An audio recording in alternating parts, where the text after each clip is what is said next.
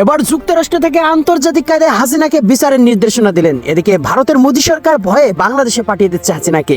এদিকে ডক্টর ইউনূস সাহেব সে আসার সাথে সাথে তাকে ফাঁসি দেবে একথা বললেন। ডক্টর মোহাম্মদ ইউনূস বনাম নরেন্দ্র মোদী কেউ বলছেন যে বিষয়টা যথেষ্ট জটিল একটা সমীকরণ দাদা, এটাকে একটু গভীরভাবে বোঝানো নাকি বিষয় আছে। বাহিরে বাহিরে আমরা যা দেখছি ভারত এবং বাংলাদেশের মধ্যে বর্তমান যে অবস্থান, সেখানে কে বেশি লাভবান হচ্ছে, নরেন্দ্র মোদী নাকি ডক্টর মোহাম্মদ ইউনূস? গণতান্ত্রিক দেশ হিসেবে জুলাই আগস্ট হত্যার বিচারের জন্য শেখ হাসিনাকে ফেরত দেবে ভারত। মহান বিজয় দিবস উপলক্ষে রাষ্ট্রপতির সংবর্ধনা অনুষ্ঠানে বিএনপি চেয়ারপারসন ও সাবেক প্রধানমন্ত্রী বেগম খালেদা জিয়া এবং বিএনপির ভারপ্রাপ্ত চেয়ারম্যান তারেক রহমানকে আমন্ত্রণ জানানো হয়েছে। সাক্ষাৎকার দিল, স্টেটমেন্ট দিল, পুরোটাই মিথ্যা। যদি আমার গ্রামের এমনকি আপনার প্রতিবেশী সারাটাই মিথ্যা কথা বলছে। ইলিয়াস ভাই এগুলা করতেছে কি ভাই? এইভাবে করতে থাকলে তো ভাই মনে খবরই আছে ভাই। ইতিহাস শুনে বাংলাদেশ আজকে পাকিস্তানের ভূমিকা, ভারত হয়েছে শত্রু। এই অবস্থায় ভারতকে সরাসরি হুঁশিয়ারি দিয়ে বাংলাদেশকে পরমাণু বোমা দেওয়ার হুঙ্কার ইসলামাবাদের প্রকাশ্যে বাংলাদেশকে উদ্দেশ্য করে তার বার্তা, পাকিস্তানের পরমাণু বোমা নাকি তাদের জন্য রাখা। কালকে বলেছি বর্ডার খুলে দিন, 15 মিনিটের জন্য বাংলাদেশ দখল করে নেবো আমরা। পুলিশ লাগবে না, ফোর্স লাগবে না।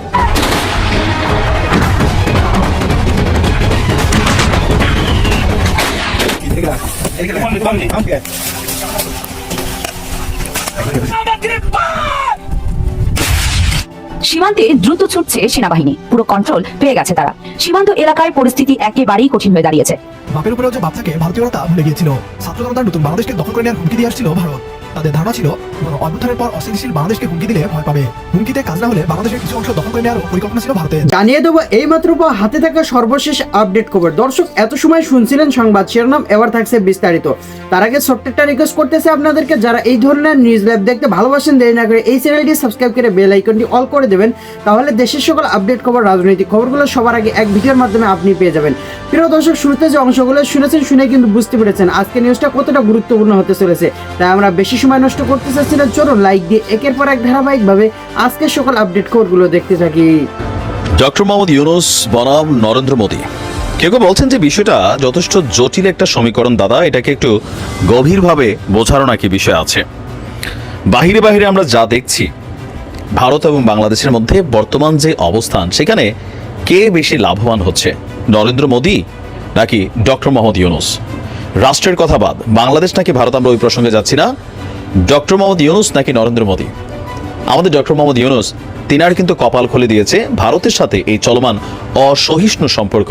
অনেকে ভাববেন যে ভাই এটা তো একটা হিউজ চ্যালেঞ্জিং ইস্যু, ওনাকে অনেক ধরনের ঝড়ঝাপটা বইতে হচ্ছে, কিন্তু এর বাহিরে আরেকটা ঘটনা কিন্তু ঘটে গেছে। আমাদের এই অন্তর্বর্তী সরকার ক্ষমতা গ্রহণের পর রাজনৈতিক দলগুলোর সাথে এক ধরনের বিভাজন তৈরি হয়েছে। আপনারা দেখেছেন যে বিএনপি বৈষম্য বিরোধী বা আমাদের সরকার বা জামাত ইসলাম জাতীয় পার্টি, সারা বাংলাদেশে একটা ক্যাওস ছিল। পাশাপাশি ঢাকা শহরে এই স্কুল প্রতিষ্ঠান, ওই কলেজ প্রতিষ্ঠান, এই বিশ্ববিদ্যালয়, ওই বিশ্ববিদ্যালয় যে একটা অবস্থা সৃষ্টি হয়েছিল খেয়াল আছে তো? মাজার ভাঙার একটা যে খেলা শুরু হয়ে গেছিল খেয়াল আছে তো? সকল কিছু মিলাইয়া এমন একটা পরিস্থিতি তৈরি হয়েছিল যে সমন্বয়কদেরকেও পাত্তা দিচ্ছে না, সরকারকে কেউ পাত্তা দিচ্ছে না। বিভিন্ন জায়গায় অভিযান চলছিল সেনাবাহিনীর। তারপর কেমন যেন আমাদের ইন্ডাস্ট্রিগুলোতে প্রতিনিয়ত ধর্মঘট, সেখানে নানান ঘটনা। আর এই সকল ঘটনার একটা মূল রিজন ছিল যে রাজনৈতিক দলগুলো বিচ্ছিন্ন ছিল, তারা সরকারকে আসলে একত্রিত হয়ে সহযোগিতা করছিল না। কিন্তু যখনই এই চিন্ময় কৃষ্ণা ইস্যুতে, কেউ বলছেন চিন্ময় কৃষ্ণা ইস্যুতে চিন্ময় কৃষ্ণাকে যখন গ্রেপ্তার করা হয়েছিল, এইটাও ছিল একটা মেটিকুলাস প্ল্যান। মেটিকুলাস প্ল্যান কেন?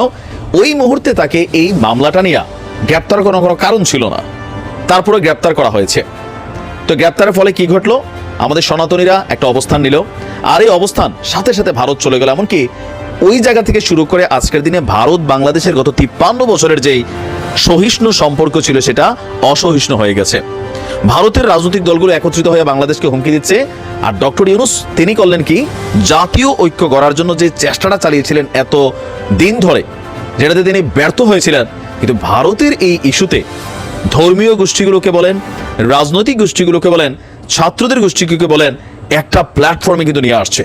এখন সারা বাংলাদেশে প্রতিদিন ভারতের সরকারের কোন মন্ত্রী কি বলল, আমরা কি বললাম, ভারত কোনটা প্রপাগান্ডা চালালো, আমরা এটারে কাউন্টার কি করলাম, ভারতে আমাদের সাথে কি ধরনের সম্পর্ক করছে, আমরা এটারে কি করলাম। মানে আমরা কিন্তু দেখেন নিউজগুলো হঠাৎ করে ধাঁচ চেঞ্জ হয়ে গেছে।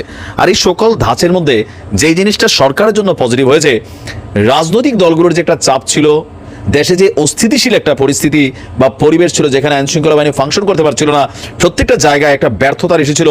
দ্রব্যমূল্য প্রতিনিয়ত এটার যে মানে আলোচনার মধ্যে জায়গা করে নিয়েছিল, সকল কিছু মিলিয়ে আপনি দেখেন যুক্তরাজ্য থেকে একটা বক্তব্য চলে আসলো, বিভিন্ন জায়গায় যখন ঘটনাগুলো শুরু হলো, এর মাঝখানে এই যে সকল রাজনৈতিক দলগুলোকে একটা প্ল্যাটফর্মে তিনি নিয়ে আসতে পারলেন, একটা জায়গাতে ঐক্য হিসাবে আনতে পারলেন, এইটা কিন্তু তার জন্য সবচেয়ে বড় সফলতা।